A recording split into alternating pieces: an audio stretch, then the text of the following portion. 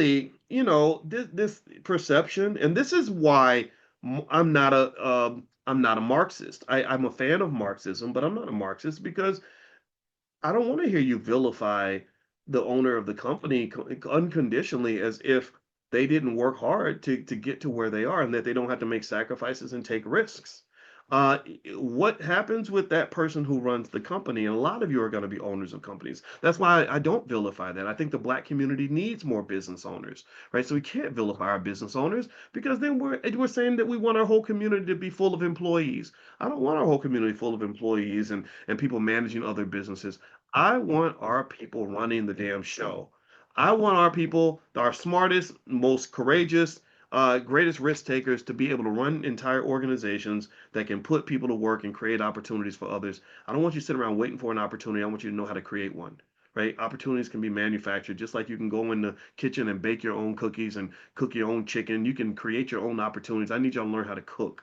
And not I don't want you to just learn how to eat. I want you to know how to cook. Okay. So anyway, with that being said, that challenge of being at the top. So this show is a real financial show.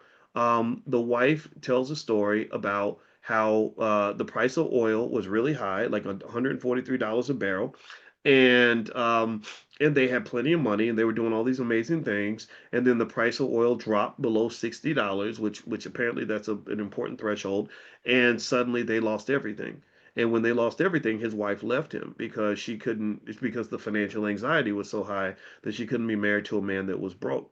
And actually, in case you want to know, like right now, the price of oil is about $59.70. So I guess the industry must be having a tough time. I don't know. I got to go double check. I'm not a big oil investor, but I do own shares of stock in Exxon, and it's made quite a bit of money in the last few years. So I got to research that more.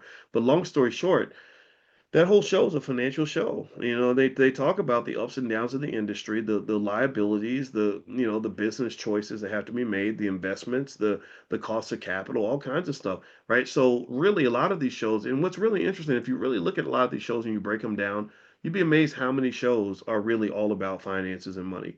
If you go back and watch Harlem Nights, anybody go see Harlem Nights? Remember that? Eddie Murphy made that amazing movie.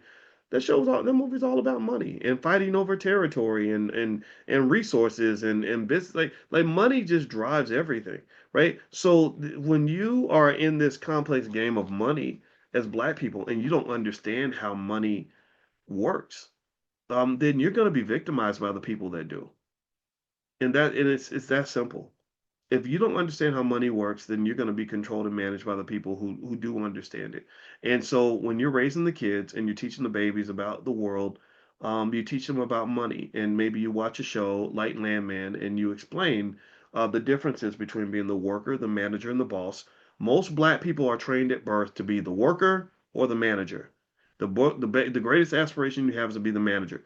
The boss is in the back room that you don't even go to. You can't even conceptualize like where the boss came from. He just magically appeared out of heaven or something with $100 million in his bank account.